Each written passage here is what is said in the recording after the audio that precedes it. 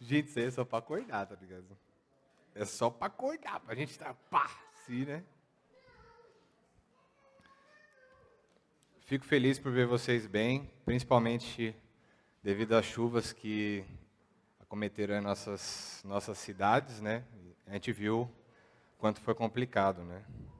Infelizmente tá bem difícil. Por mais que a gente haja uma preparação muitas vezes prévia, né? Pelo menos eu trabalhei na prefeitura de Francisco Morato, não trabalho na prefeitura de Francisco Morato, trabalho também na prefeitura de Franco da Rocha, né? Sou emprestado de lá. E eu vejo, né, esse movimento que eles estão fazendo para tentar dar conta do rio, mas não dá. Não dá. Força da natureza é difícil, né? É difícil. Mas, sigamos. Vamos orar para a gente iniciar a nossa mensagem dessa noite. Senhor nosso Deus, obrigado, Pai, porque o Senhor nos trouxe aqui. E o Senhor quer trazer uma mensagem, né, uma informação, enfim, uma edificação, algo, Deus, que nos seja útil, que possa, Deus, servir para nos preparar, para nos polir, para nos moldar. E eu gostaria de pedir a Deus que o Senhor possa falar através desse seu servo. Sou como todos os outros, né, passível de erros e falhas, mas temos todos nós sempre a mesma esperança de que o Senhor é misericordioso e atua sobre as nossas fraquezas. Por isso, ó Deus, que nessa noite, tão somente nessa noite, o seu nome seja glorificado e os nossos corações estejam plenamente atentos ao que o Senhor tem a nos dizer. Em nome de Jesus é a nossa oração. Amém. Gente, entre 1660, quem é nascido dessa época aí? Se alguém levantar a mão, mancada. O Getúlio apontou. Não. Entre 1660 e 1672, um pouco mais de uma década aí, um piedoso cristão, vivendo sob circunstâncias muito difíceis, chamado John Bunyan, ele escreveu um livro chamado O Peregrino, né? E esse livro se tornou mundialmente famoso, né? E esse livro, ele narra a história da jornada de um personagem, né? Um homem chamado Cristão. Na verdade, todos os personagens desse livro, eles têm nomes característicos, né? Tem um personagem que se chama Fiel. Tem aquele que fala com ele. Eu esqueci o nome, não é missionário, é outro nome. Cada um dos personagens eles tem os nomes bem propícios, né? Esse que é o protagonista, né? Ele se chama Cristão, né? E Cristão, quando ele soube da condição dele, né, corrupta e do destino que o aguardava, né? Lá no livro fala que seria destruído, né? Eles estavam morando na cidade da destruição, né? Quando ele soube do destino que aguardava todos aqueles que se encerravam sobre aquela mesma condição, ele tomou uma posição.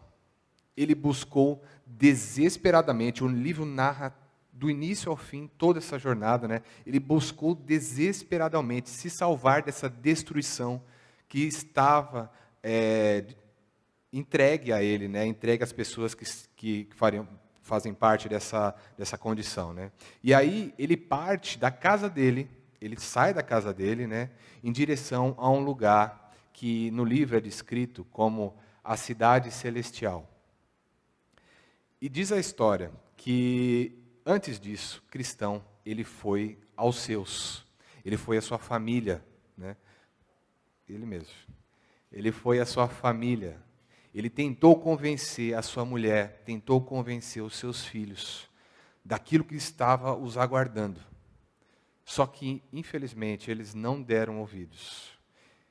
E aí, Cristão, ele tinha uma difícil decisão a ser tomada. Ou ele permaneceria ali junto com eles e se conformaria com a situação, com a condição deles e com o destino que estava proposto para eles, ou ele partiria sem eles.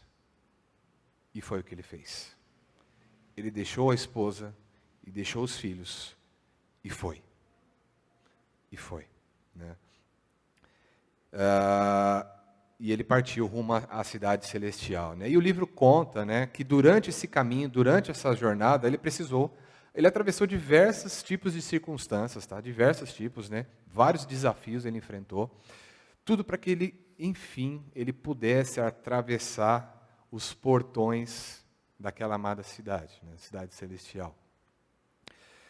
E aí conta a história que, em certa ocasião, durante essa jornada, ele foi surpreendido por algo que ele não imaginava encontrar. Mal sabia ele que, inclusive, a morte dele estava iminente.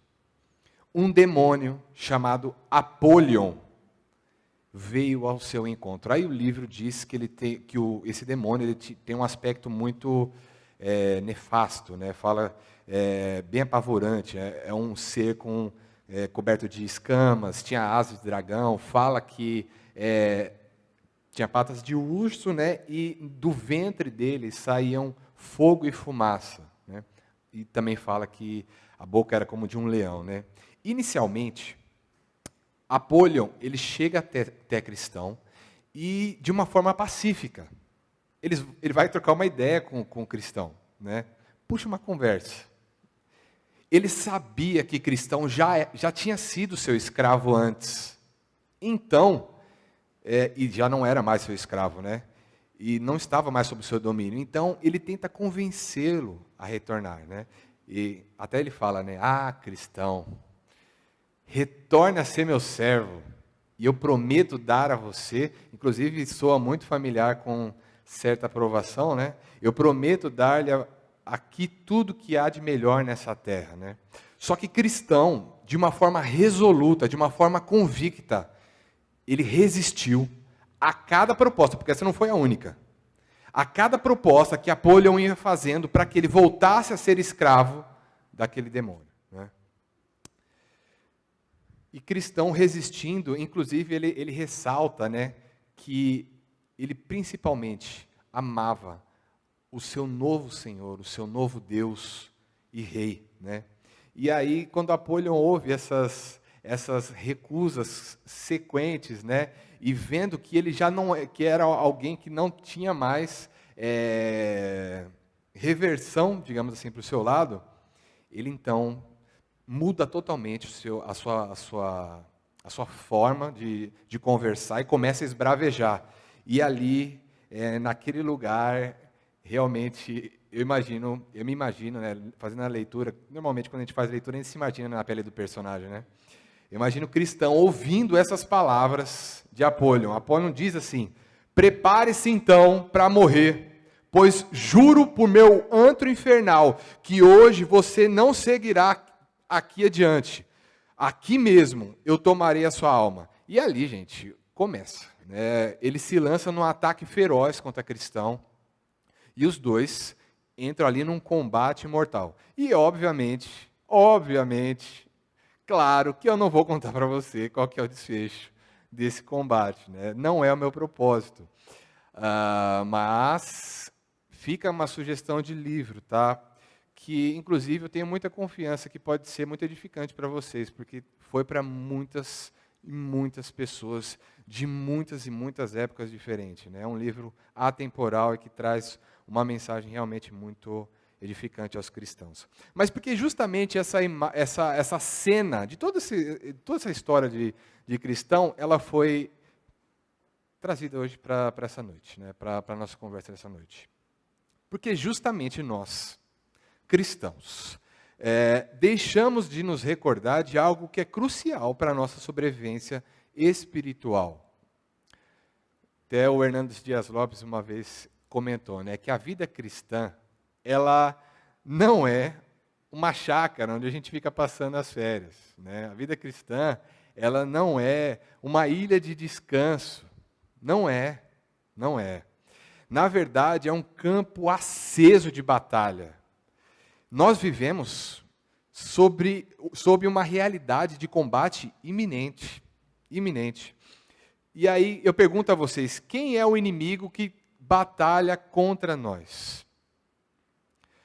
Lá em Efésios, vamos abrir em Efésios, que vai ser o nosso texto de hoje. Efésios 6.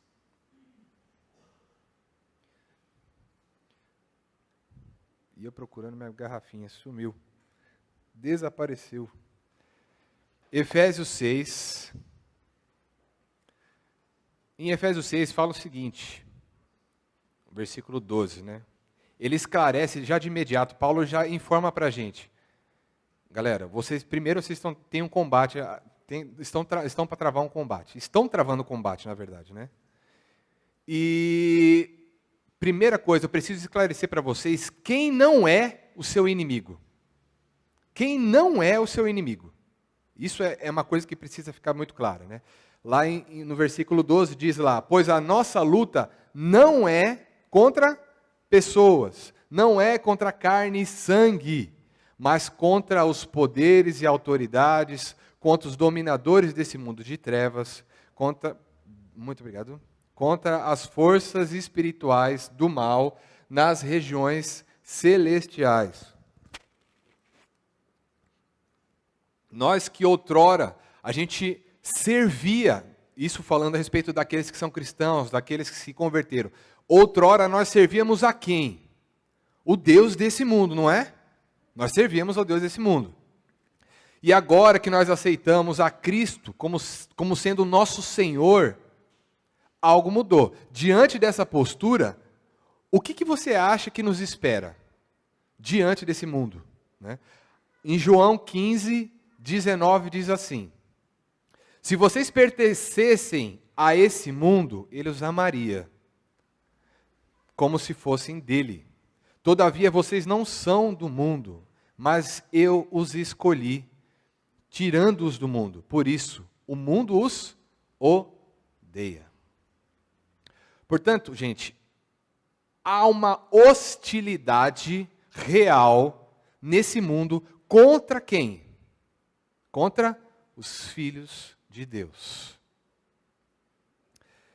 E essa hostilidade, ela se manifesta de diversas formas, tá? Nos ameaçando, nos amedrontando, tentando nos acuar, tentando nos oprimir, tentando nos aprisionar, né? E diante de tudo isso, eu queria chamar a sua atenção para um detalhe importante. Tá ligado? Tá ligado. Não foi.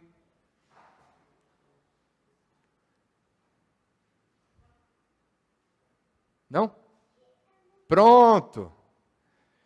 Eu quero que você me diga, qual que é o erro dessa mensagem? Dessa imagem, na verdade. O que está desentoando aí?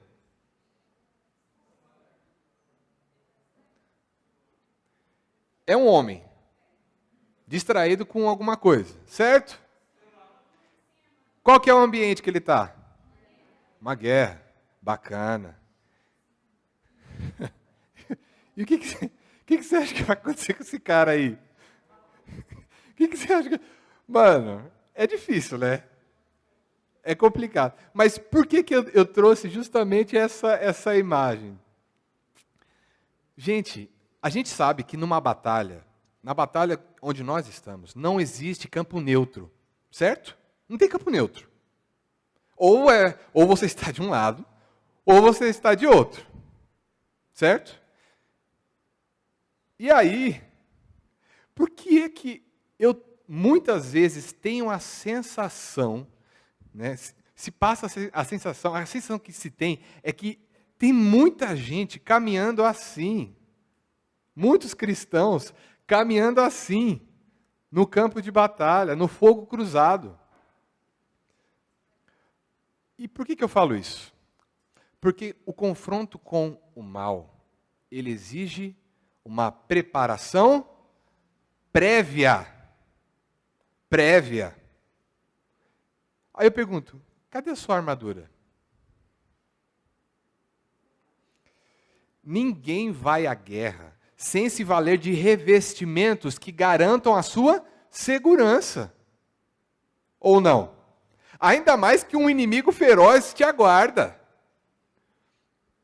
A não ser que você queira perder a vida. Aí já é outra coisa, né? Aí é outra coisa. Mas parece que não.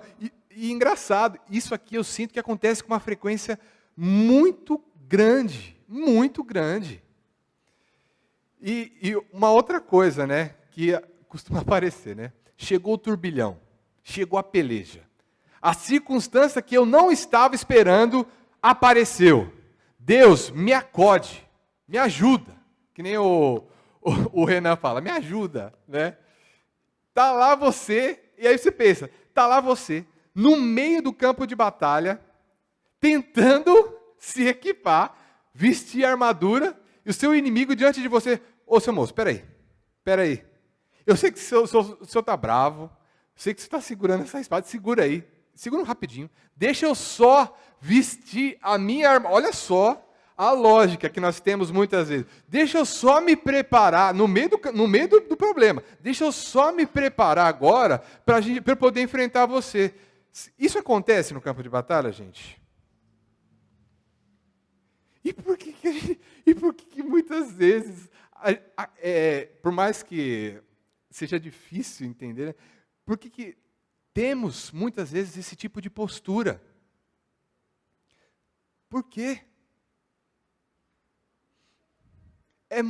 Cadê a nossa prudência? Cadê a nossa ponderação sensata sobre as circunstâncias reais que a gente vive? Porque se a gente não se prepara previamente, como é que a gente vai conseguir resistir aos perigos que estão, às tentações, aos problemas que estão propostos para a gente? Eis aí uma ideia muito sutil, mas verdadeira.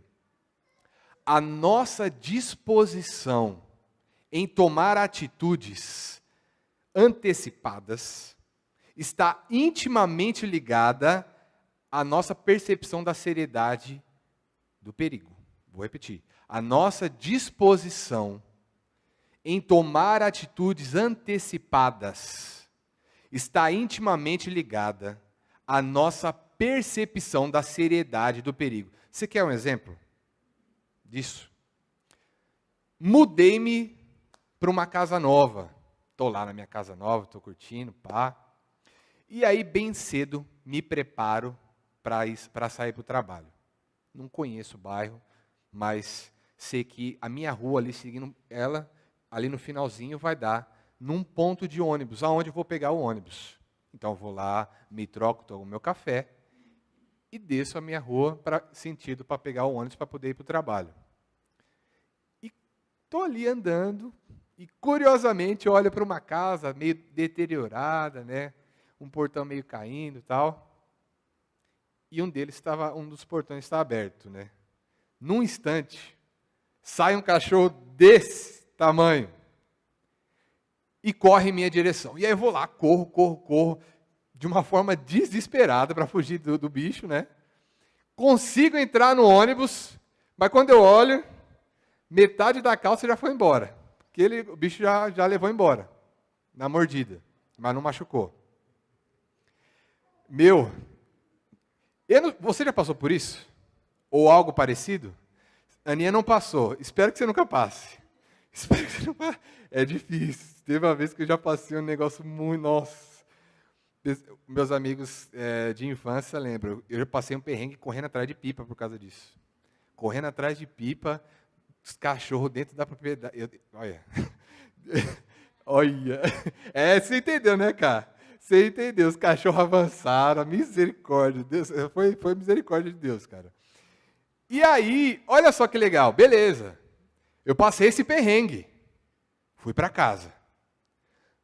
De manhã, no dia seguinte, qual vai ser a minha postura? Eu vou fazer exatamente a mesma coisa que eu fiz naquele dia seguinte? Não? Por que não?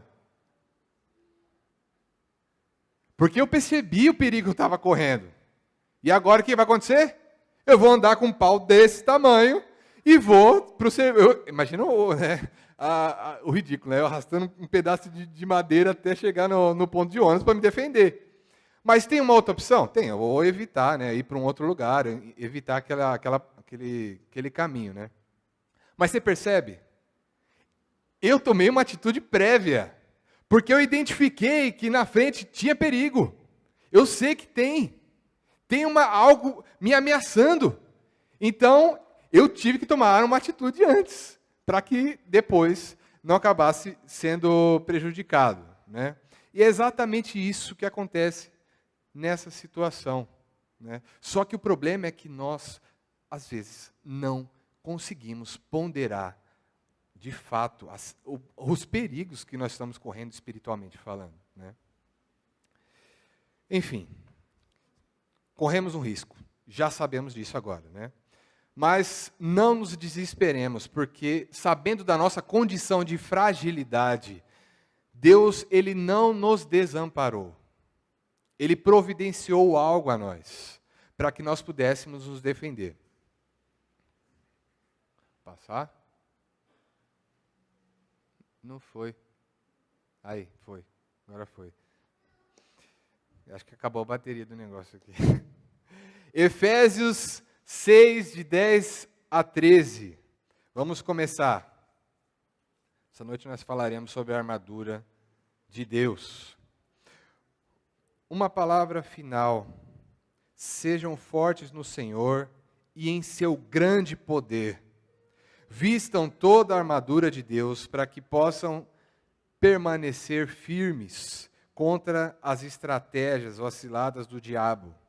Pois nós não lutamos contra inimigos de carne e sangue, mas contra governantes, autoridades do mundo invisível, contra grandes poderes desse mundo de trevas e contra espíritos malignos nas esferas celestiais. Portanto, vistam toda a armadura de Deus, para que possam resistir ao inimigo no dia mau, no tempo mau. Então, depois da batalha, vocês continuarão de pé e firmes, né?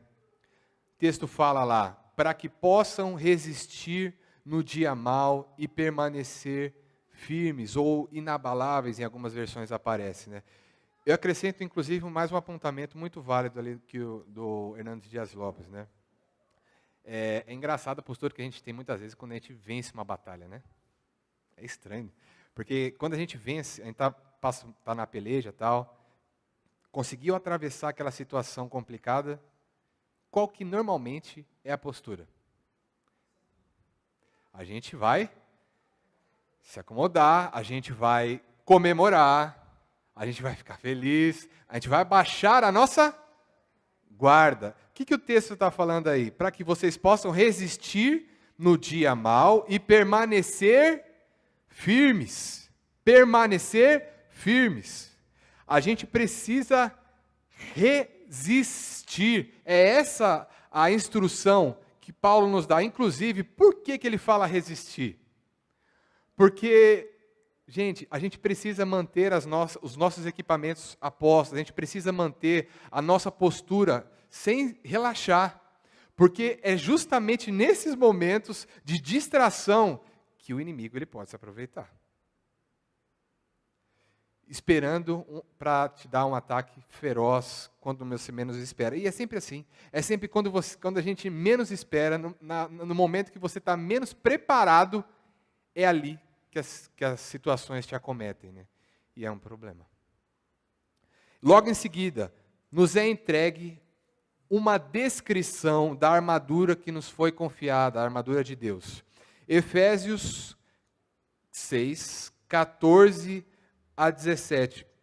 Alguém que está com a Bíblia aberta, se puder ler para mim, por favor. Efésios 6, 14 a 17.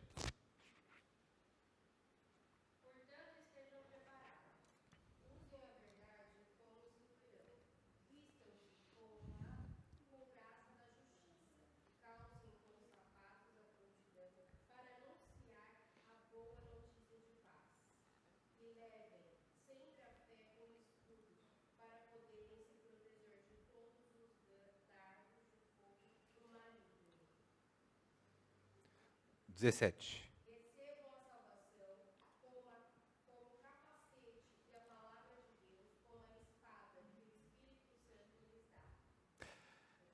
Tá bom, obrigado, Mi.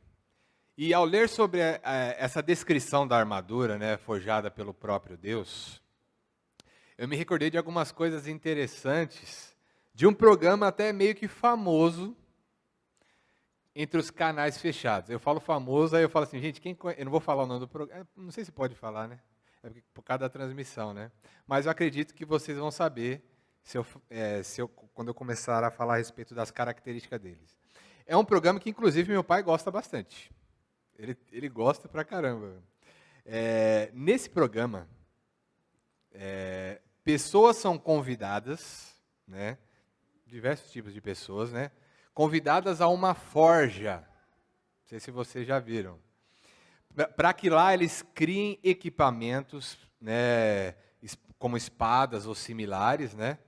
E lá eles vão lá, escolhem o material que vai compor, né? Vocês eu estou vendo só as cabecinhas assim, fazendo assim, eu conheço esse, eu conheço. Justamente, né? E aí eles separam os materiais brutos, depois eles separam as ferramentas, e aí eles começam um processo laboroso para poder criar as armas, né? Ou, enfim, seja qual for o equipamento que eles forem usar, né? E logo após a conclusão, o que eles fazem? Eles passam aqueles instrumentos, eles passam aqueles equipamentos por uma série de testes para fazer o quê? Para comprovar a excelência daqueles itens, né? E nessa prova de fogo, normalmente são 3 parâmetros, que costumam aparecer, que costumam repetir ali, né? Os testes principais. Realmente o negócio não está... Não. Oh, Daniel, só... Pronto. Esses são os 3 testes principais que aparecem ali naquele programa, né? O teste de versatilidade, o teste de resistência e o teste de letalidade. Aí eu me perguntei, né? Será que a armadura que Deus concede aos cristãos, ela tem características que podem atender, digamos assim, a esses aspectos, né? E aí, o primeiro lá, versatilidade. No Antigo Testamento, a gente tem um exemplo muito claro, né, dessa questão a respeito da versatilidade, né? De como vestir uma armadura desproporcional, ela pode ser problemática para você.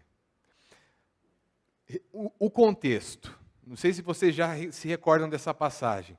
Lembram de quando Davi foi até as linhas e estava tendo a guerra, né? O povo de Israel estava sendo desafiado por um gigante chamado Golias, certo? E Davi, ao ouvir o desafio e vendo que ninguém se manifestou para enfrentá-lo, ele fala, não, pode deixar, deixa que eu vou. Qual que foi a postura de Davi? Ele falou para o povo ali, para os guerreiros de plantão, mas antes, ele também foi até Saul, o rei. Ele foi até Saul, né, para informar para Saul a decisão de lutar contra Golias, contra aquele gigante, né? E aí Saul, né, ele ouviu, né, mas ficou muito cético quanto à vitória daquele nanico, né, mano? Enorme, enfim. E aí ele imaginou assim, cara, o que eu vou fazer? Eu vou pedir então para que vocês vistam a minha armadura em Davi, para dar um up, né? Para subir a skin dele, né, para o up, né, dar uma elevada aí. Só que o que aconteceu? Vamos abrir lá em Samuel, 1 Samuel 17, 39.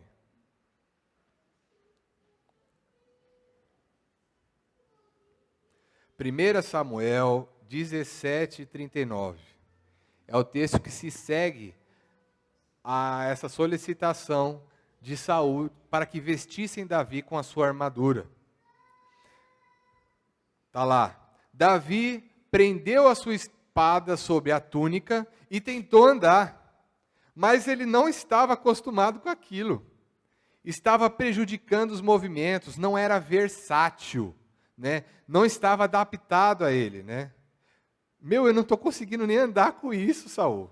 No fim das contas era isso que estava acontecendo, né? Como que eu vou lutar usando algo que mais me atrapalha do que me ajuda? Já a armadura que Deus nos concede, irmãos, ela é totalmente diferenciada nesse aspecto. Totalmente diferenciada. Ela é uma armadura tão perfeita que Deus conhece a especificidade de cada um, as características de cada um, as fraquezas de cada um.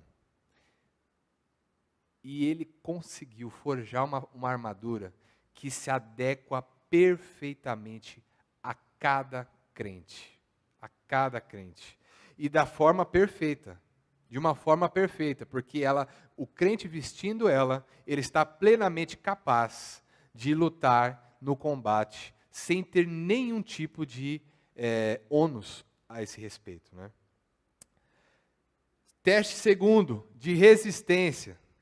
Gente, certamente o nosso inimigo afiará as lanças dele para lançar contra nós, né? Preparará armamentos letais, porque o interesse dele é sempre nos aniquilar, sempre, né? Só que a armadura, agora imagina o seguinte, a armadura ela é banhada pelo poder que há no nosso Deus, né? E entregue a nós. E é óbvio que nesse sentido, a defesa já se torna intransponível, porque é o próprio Deus que reveste a armadura dela, a armadura que nos foi entregue. E aí, por fim, a letalidade, né? Será, inclusive, na descrição, né, foi a Michele que leu, né? Na descrição da armadura, nos é concedido também uma arma que é uma arma de ataque, a única arma de ataque da armadura, que é a espada, né? Que de tão letal, né, as hostes infernais, de fato, elas recuam quando nós nos valemos dela, né? Essa armadura, ela tem um valor que não é calculável, de fato não é calculável, né? Mas vamos tentar conhecer um pouco mais a respeito dela nesse sentido. A armadura de Deus. Inclusive, antes de a gente abordar cada um dos elementos até, é importante que a gente tenha claro, bem claro diante de nós, a forma como nós vamos enxergar essa armadura. Por que eu falo isso, né? Porque para esse texto em específico, há algumas linhas de interpretação, né? Nessa noite, nós vamos entendê-la como sendo um revestimento. A armadura de Deus, como sendo um revestimento do próprio Jesus Cristo. Nós estamos sendo revestidos pelo próprio Jesus Cristo. E assim, quando eu visto a armadura, quando eu coloco essa armadura, o poder de Deus que há em Cristo repousa sobre mim. Repousa sobre mim. E, inclusive, é nesse sentido que a gente precisa até tomar consciência das bênçãos espirituais e virtudes que são disponibilizadas a esse respeito, né? E uma coisa importante, né? Por que a gente não luta contra o diabo com um colete à prova de balas, uma pistola, né, um rifle ou um facão? Por quê? Respondam. Sim, sim. Porque não é material o nosso inimigo. E, obviamente, elementos materiais não servirão para combatê-lo. Somente aquilo que for espiritual, as armas espirituais que foram concedidas a nós. Vamos então nos apropriar um pouco a respeito desses elementos. O cinturão da verdade, ou cinto da verdade, né? Qual que é a função de um cinto, gente? Segurar as calças. É isso. Vou falar o quê? Segurar as calças, verdade. Verdade. É que hoje em dia, até o cinto, né, ele toma um aspecto meio diferente, né? Porque ele já pegou uma questão mais estética, né? Dependendo da você veste, traz um ar de elegância, né? Então já não é mais só para segurar as carças, né? Mas é também. E o cinto, né? Ele também pode ser usado por uma função bem inusitada, que é esquentar o couro de filho rebelde. Eu só vejo os pais assim. É verdade, Danilo, é verdade. Não pode, hein? Hoje não pode. Dizem que não pode, né? Enfim, dizem que não pode, né? Mas fato é que, como cristãos, nós temos a questão da disciplina, ela precisa ser bem administrada, né? Saber realmente administrar com sabedoria, né? Fato é que, inclusive, acho que é em Efésios mesmo que fala, né, que pais, não irei os vossos filhos.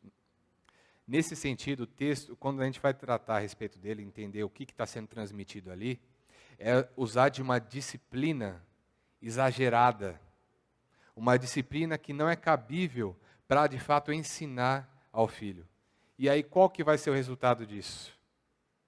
Prejuízo para a criança, prejuízo para o adolescente, porque está tomando uma consequência desproporcional ao que foi aplicado, né? E quantos filhos já não experimentaram isso? Eu sou deles, minha mãe e meu pai só, menino. Enfim, quem nunca, né? Quem nunca? Enfim, sigamos. Mas esse trecho aqui, inclusive, o trecho que fala a respeito do cinto, né? Vamos lá. Cadê? Deixa eu me localizar aqui. 14, isso aí. Assim mantenham a sua posição, colocando o cinto da verdade, né? E aí nesse trecho que a gente leu, a gente deve pensar o cinto como sendo aquilo de fato que envolve o corpo, né? Aquilo que envolve o corpo, e vai prendendo, pode ver ali, vai prendendo os elementos da armadura, inclusive não foi só um, mas em vários comentários diz que o restante dos apetrechos que são vestidos na armadura, eles são presos também no cinto. Né? E aí, por que ele associar o cinto ao elemento verdade? Né? A verdade, gente, precisa ser aquilo que nos envolve. Aquilo que nós devemos prender bem em nós. Justamente porque sem ela, as outras peças da armadura vão fazer o quê? Vão cair. A verdade é o elo que permeia e que une todas as coisas, né? E de que maneira o cinto da verdade, ele nos protege contra Satanás, né? Quando nós tomamos Cristo como sendo a nossa única verdade, nós conseguimos resistir às investidas de engano, às investidas de mentira, de deturpações, de palavras, de ensinos sedutores que a gente ouve em muitos lugares, né? Porém são ensinos falsos, que querem nos ludibriar, né? Quanto mais nós conhecermos e sermos envolvidos pela verdade, que é Cristo, é menor a chance de nós sermos confundidos e arrebanhados por esses ensinos que são meio traiçoeiros, né? E de que maneira eu posso me envolver, de que maneira eu posso envolver esse cinto em mim, né? Numa ação habitual e contínua. Meditar na verdade que é Cristo. Ir absorvendo as verdades espirituais que vão sendo entregues a mim conforme eu for fazendo, inclusive as minhas meditações, os meus momentos devocionais com Deus. Vamos para o ponto seguinte. A couraça da justiça, que é a sequência mesmo do próprio versículo, né? Do versículo 14, né? Colocando o cinto da verdade e a couraça da justiça. E referente até a isso, né, essa questão da defesa, né, eu acho que eu já até falei aqui outrora. Nós observamos corporalmente, na nossa construção corpórea, né, nós vemos algo assim acontecendo. Nós temos órgãos que são vitais, certo? Órgãos que têm uma fragilidade, que eles não, contra eles, esses tipos de órgãos, eles não podem ter choques, não pode ter avaria, não pode ter lesão com eles. Por quê? O que acontece? Se esses órgãos vitais forem lesionados, o que vai acontecer? Morre. Morre, né? Se eles param de funcionar, morre também. E aí, o que acontece? No nosso corpo, justamente para esses órgãos que são os vitais, os mais importantes, eles são envolvidos por uma defesa natural. Por exemplo, aqui, que tem o pulmão, coração, ele é envolvido por quê? Pela costela, que protege ele contra os choques. Na nossa coluna, isso é uma coisa que a gente não se atenta muito, né? Na nossa coluna, por dentro da nossa coluna, pensa assim, um emaranhado de cabeamentos. Imagine-se assim, né? Esses cabeamentos, né, fala a respeito, acho que é a medula espinal, se eu não me engano, né? Esses cabeamentos, eles são responsáveis por passar todo tipo de estímulo nervoso para todo o corpo. Ou seja, por aqui, passa todos os comandos para o nosso corpo funcionar. E até nisso, há perfeição, porque esses cabeamentos também são frágeis, em questão de rompimento. Olha onde eles estão. Se vocês forem ver, é que eu não pude colher a imagem, né? Mas há um envolvimento deles pelos ossos da coluna, justamente para preencher. Então tem os ossos da coluna envolvendo eles, protegendo eles do choque. Aí, por exemplo, você vê como que é delicado. Quando você vê alguma lesão, por exemplo, que acontece na coluna aqui, nessa altura mais ou menos, o que acontece com o corpo? Aí depende da altura. Aqui pode virar paraplégico, tetraplégico, porque vai passando as informações também aqui para o nosso coisa. Agora, se é aqui, paraplégico. Você vê que cada lesão, dependendo da altura da coluna, vai provocando diferentes tipos de consequência. E o nosso corpo, produzido por Deus, ele até nisso ele foi perfeito. Ele teve essa proteção natural, né? E aí vai a questão da couraça, né? Qual que é a função da couraça? A mesma coisa. Ela tem a mesma função, proteger os órgãos vitais do guerreiro, do soldado, né? E aí ela é composta por duas partes. Essa parte da frente, também a parte de trás, que protege a parte... tem a frontal e a parte traseira ali, né? Impedindo que a gente receba ataques diretos ali, né? Sem uma couraça como essa, o que vai acontecer com o indivíduo? Ele vai estar extremamente frágil a qualquer tipo de ataque letal. O cara vai lançar a coisa, por exemplo, vestindo a couraça, lançou uma flecha, vai resvalar e vai cair. Agora, se não tem isso, o que vai acontecer? You dead, man. Faleceu, já era. Enfim. E por que a gente associa a couraça ao elemento justiça? A partir da forma como a gente está interpretando, e aqui é uma coisa importante, tá? Lembre-se, a gente está interpretando a armadura de Deus como sendo um revestimento de quem? De Jesus Cristo. Estamos sendo revestidos por Cristo, né? A couraça da justiça, né, o peitoral da justiça, né, ele não está falando a respeito de atributos morais, quando a gente enxerga nesse aspecto. Não está falando de quanto eu vou produzir justiça. Não. Mas ele está falando a respeito da justiça que Cristo produziu. Da justificação que Cristo produziu. Né, que foi entregue a todo crente. E graças a Ele, porque é através disso que nós temos a salvação dos nossos pecados. Ou seja,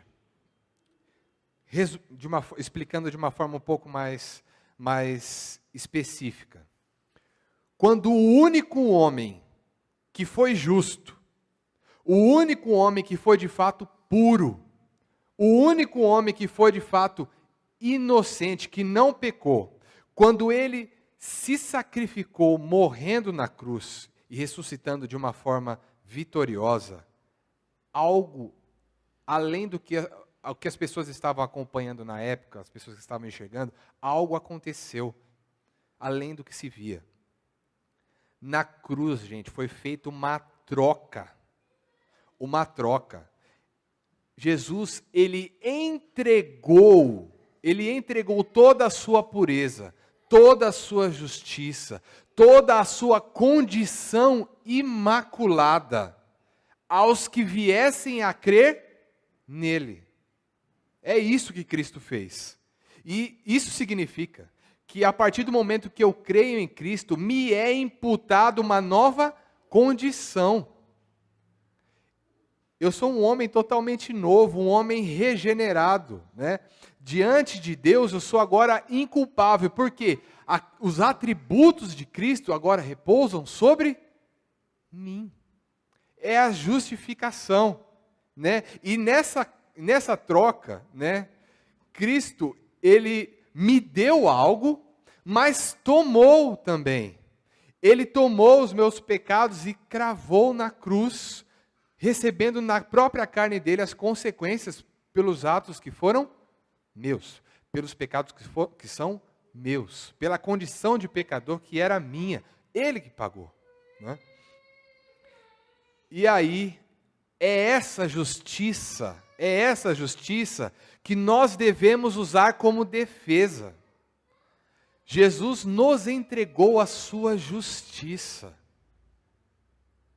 Sendo assim, quando Satanás ele lançar os dardos dele, né, de acusação, dizendo que nós somos culpados, dizendo que nós somos pecadores, dizendo que nós estamos numa condição de ruptura com Deus, que nós estamos distantes de Deus, a couraça da justiça de Cristo irá nos defender, irá nos proteger, né?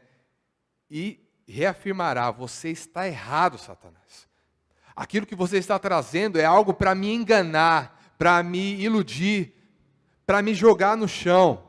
Inclusive, tem um versículo que diz: quem intentará a acusação contra os escolhidos de Deus? Porque é quem que justifica? É Deus, o próprio Deus, através de Cristo, que nos justifica. Romanos 8:33. Porque, e nessa troca, agora repousa sobre mim a pureza de Cristo, a condição de Cristo, né? Eu e Ele somos um. Eu e Ele somos um. E diante de Satanás, já não está mais o Danilo, já não está mais a Bárbara, o Leonardo, não está mais. É isso que a gente precisa lembrar. Diante de Satanás agora está Cristo em mim. Cristo em mim. E é por isso que nós conseguimos resistir. É por isso que nós conseguimos ser fortes. E de que maneira eu posso me vestir dessa couraça? Lutando todos os dias, e aí é luta, tá? Lutando todos os dias para me recordar dessa condição. Por que eu falo isso? Porque muitas vezes os crentes eles tomam uma postura acovardada, uma postura tímida, uma postura culpada, porque acabam pecando e esquecem que a condição que eles estão vivendo é uma condição irreversível. Você é de Deus. O que nos é pedido? O que nos é pedido? Se confessarmos os nossos pecados, Ele é fiel e justo para nos perdoar os nossos pecados e nos purificar de toda a injustiça. É isso que diz a palavra, não é? E porque muitas vezes nós insistimos nessa mesma condição, olhamos para nós e ficamos perplexo: Deus, não é possível que o Senhor de fato vive em mim. Olha só as coisas que eu estou fazendo, olha o tropeço que eu tive, Senhor. Mas nessa noite, tome posse dessa verdade. Receba no seu coração isso. Isso é vital, vital para a sua sobrevivência espiritual. Amém? O seguinte: calçados da prontidão do Evangelho da paz. Qual que é a função de um calçado, gente? O calçado, é que hoje em dia também cai na mesma pegada estética, né? Para muitos casos. Eu estou numa pegada mais diferente, né? Eu já estou buscando aquilo que é mais confortável. Já tomei tiozão já do churrasco, né? Então, infelizmente, já estou naquela... Vai procurar um tênis? Cara, qual que é o mais confortável? Não, mas tem esse mais bonito. Não, mas eu queria o mais confortável, né? Mais levinho, o que amortece mais, enfim, né? Porque já está tudo doendo, né? Joelho, pé, vixi, enfim. Calçado, ele nos oferece proteção para os pés, né? Inclusive no campo de batalha, pode haver objetos pontiagudos, certo? Né? Além do que, normalmente em campo de batalha, há todo um terreno meio desnivelado, pedra para tudo quanto é lado. Eu não sei se você já jogou bola na rua. Já jogou bola na rua? Ou você já correu descalço na rua? Gente, cara, é horrível quando você está jogando bola, você está descalço, e aí você pega e pisa naquelas pedras pontiagudas. Mano, é uma sensação. Aí você, na hora você já pega, ó, gente, parou, tempo, deixa eu sentar aqui na guia, me recuperar, porque o negócio foi zoado, né? Infelizmente. E aí, já indo para um outro lugar, eu falei de catar pipa também, né? Quantos amigos meus entraram em terreno baldio para correr atrás de pipa, descalço, e aí sai de lá com uns cacos desse tamanho cravado no pé. Totalmente doidão, né? Infelizmente acontece. É que hoje em dia, pelo menos para aqui, para cá, eu já vejo pouco, né? A galera empinando pipa, né? Mas na minha época, meu Deus, era uma febre. Era uma febre. Então a gente passava um sufoco por causa disso. Quantas desventuras, né? Eu até falo com o pessoal, né? Quantas experiências, às vezes, de quase morte, né? Quantas gente quase morrer atropelado. Ixi. Enfim. O texto fala, voltando lá para o texto, vamos lá, de prontidão, né? Ou seja, preparação para pôr-se em movimento. Um estado onde toda essa nossa postura é preparada para sair em ação. E de que maneira eu posso vestir, me valer do evangelho da paz numa batalha? Né? Até o Augusto Nicodemos, ele trouxe uma contribuição nisso achei muito relevante. Né? A paz que o evangelho produz, ela funciona como uma preparação para o combate.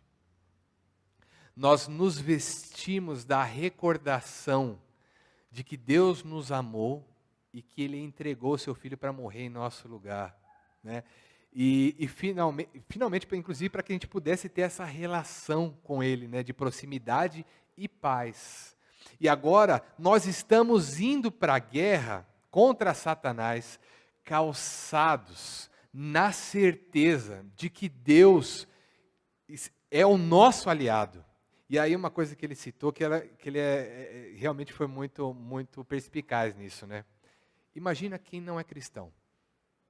Quem não é cristão, ele está no meio dessa guerra, onde o inimigo é o diabo, Satanás e etc., né? E Deus também é inimigo dele.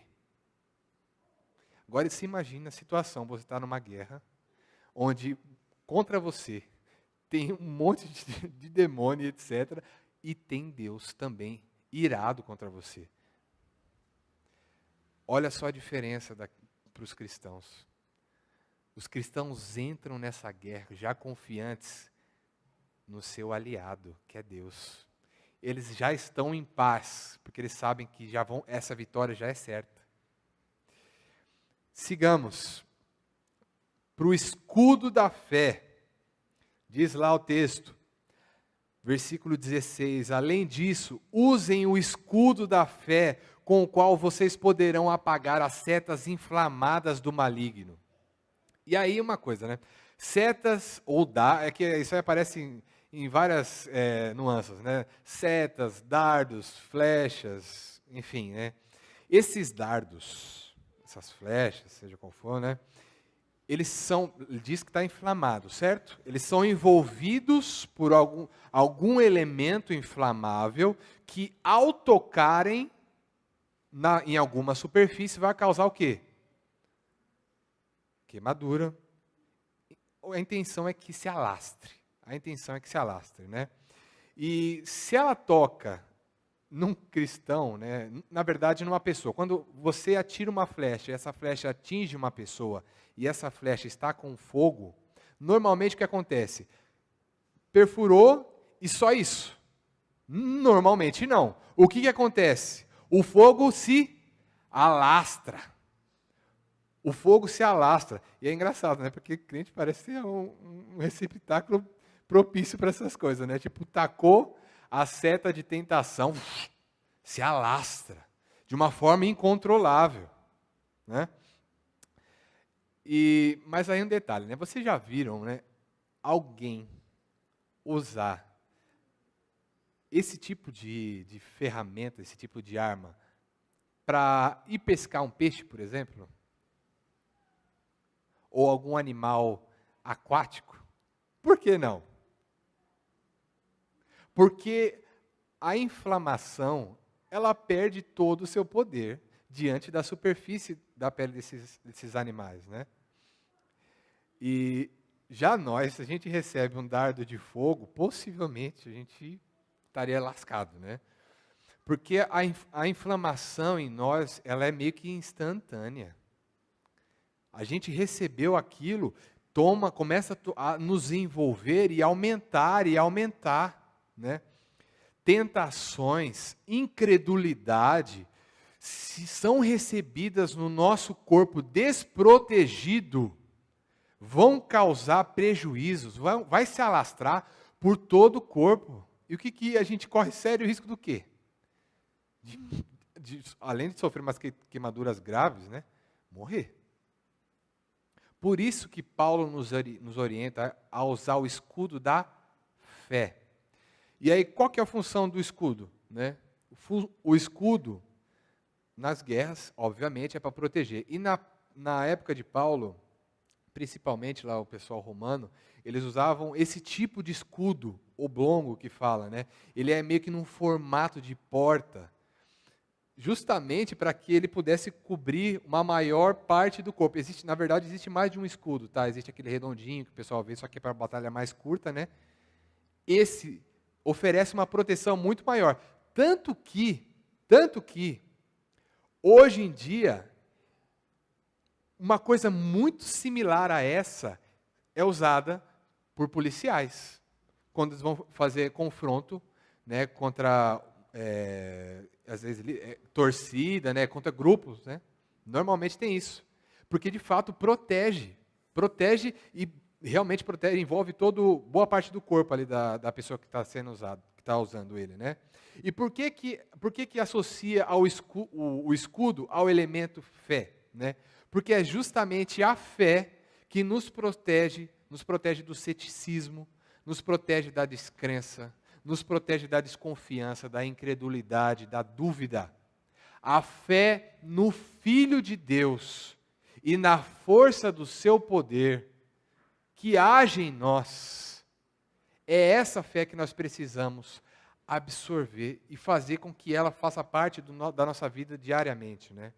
Ela é o melhor defensor contra essas setas, esses dardos de incredulidade, esses dardos de dúvida que são lançados contra nós.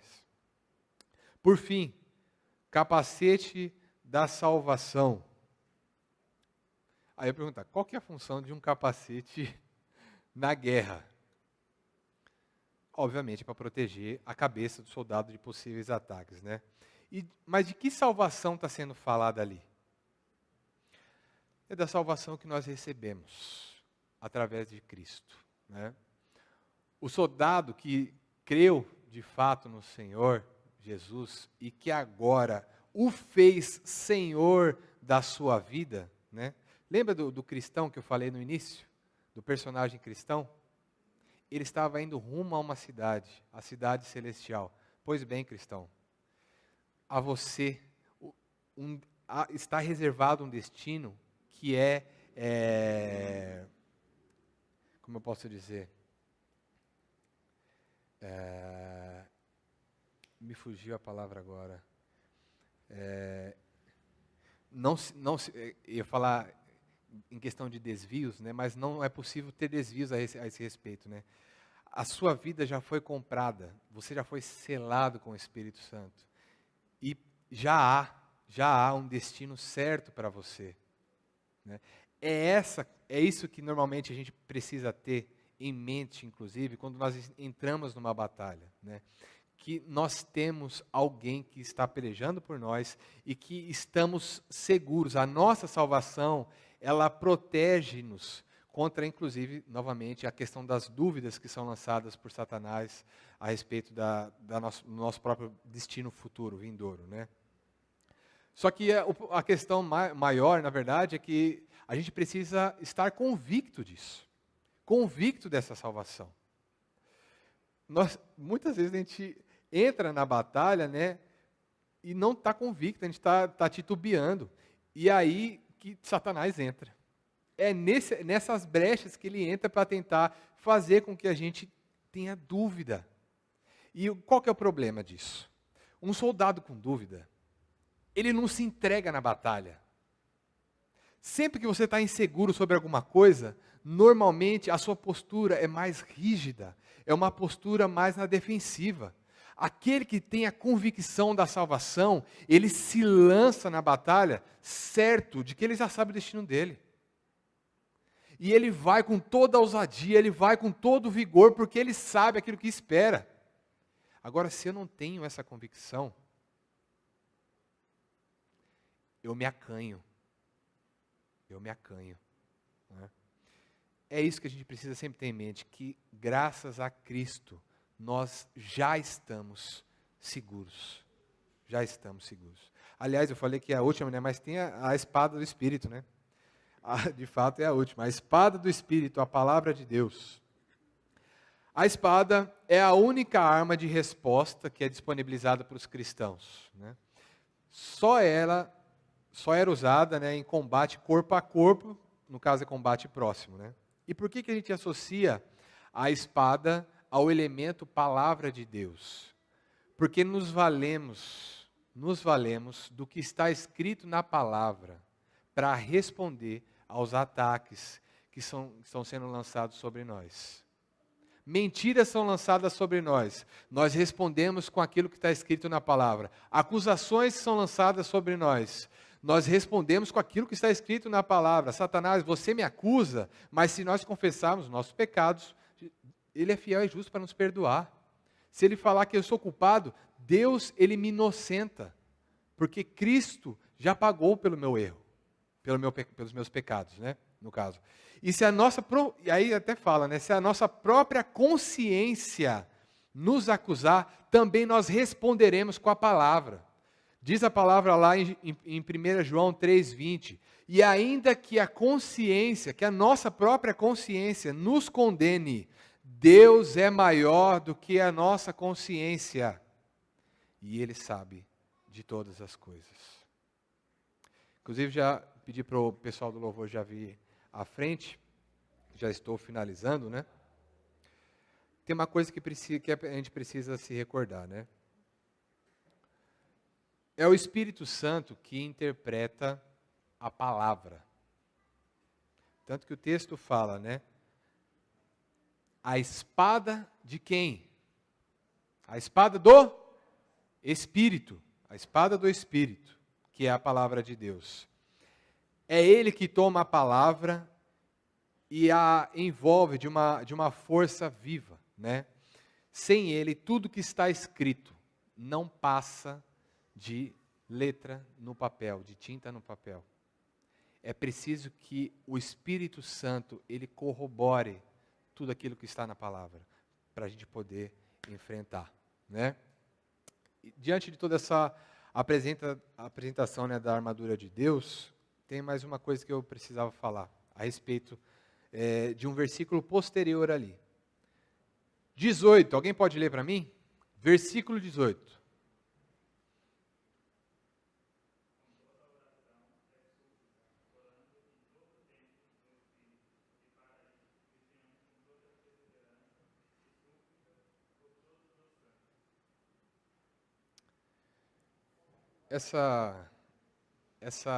Esse versículo, obrigado, Marco. Esse versículo eu achei meio enigmático, né? Por que que Paulo escreveu a respeito de oração logo depois de ter falado a respeito da armadura de Deus?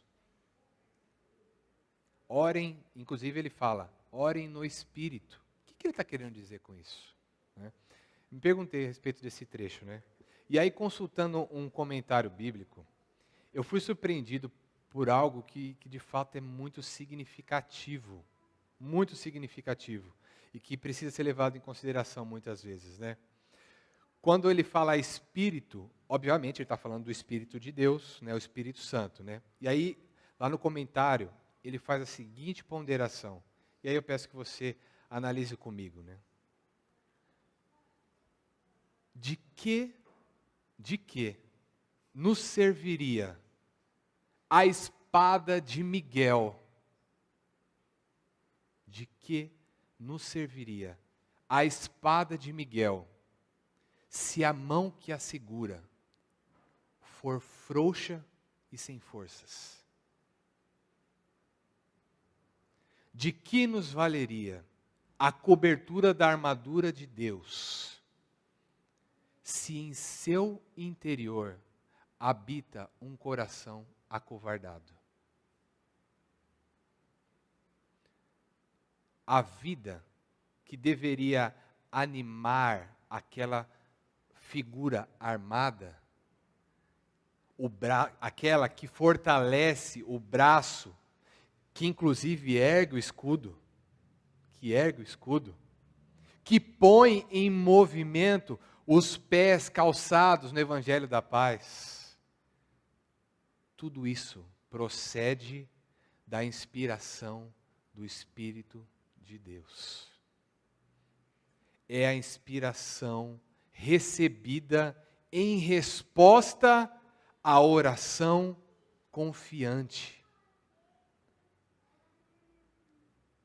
E ó Deus, que o Senhor de fato possa trazer vida, porque de fato a armadura, só por ela não terá utilidade se a pessoa que estiver dentro, ela não for cheia do Espírito de Deus, cheia do poder de Deus, né? Que nós, sendo os cavaleiros do Senhor, né, que possamos nos revestir através da oração, dessa vitalidade que o Espírito traz e que é tão necessária. Sem ela, somos guerreiros estagnados. Somos guerreiros sem qualquer utilidade no campo de batalha. Amém? Vamos orar? Senhor nosso Deus, nós te agradecemos por essa noite, te agradecemos porque o Senhor olha por nós. O Senhor enxerga, Deus, a fragilidade em que nos encontramos e sabe do risco que corremos. E por isso providencia para nós todo um aparato que nos serve para resistirmos no dia mau. Ó Deus, nós te louvamos pela sua misericórdia, Deus, porque o Senhor nos salva e nos reveste do seu Filho, para que a gente consiga resistir às ciladas do inimigo, às ciladas que nos estão propostas, Deus. Por isso, Pai, nos ajuda a nos apropriar de cada um desses elementos, nos apropriar da paz, da salvação, nos apropriar da fé, da justiça, de tudo aquilo que o Seu Filho nos concede, ó Deus. E que nos apropriemos disso, não no meio do campo de batalha, mas que possamos, com disciplina, nos esmerar em buscar Sua face e nos vestir dessa armadura com antecedência. Ilumina nossa mente para que nós reconheçamos essa necessidade e sejamos precavidos, ó Deus. Além disso, nos enche com a vida que existe no Teu Espírito, que traz toda a ousadia, que traz toda a vitalidade que precisamos para lutar contra um inimigo tão feroz, que deseja realmente nos aniquilar, ó Deus. Nós Te louvamos, Pai, porque nessa noite o Senhor fez-nos conhecer tudo isso. E suplicamos que tudo isso possa ser absorvido no mais profundo do nosso coração, para o nosso bem, Deus. É em nome de Jesus que nós pedimos e agradecemos por tudo. Amém.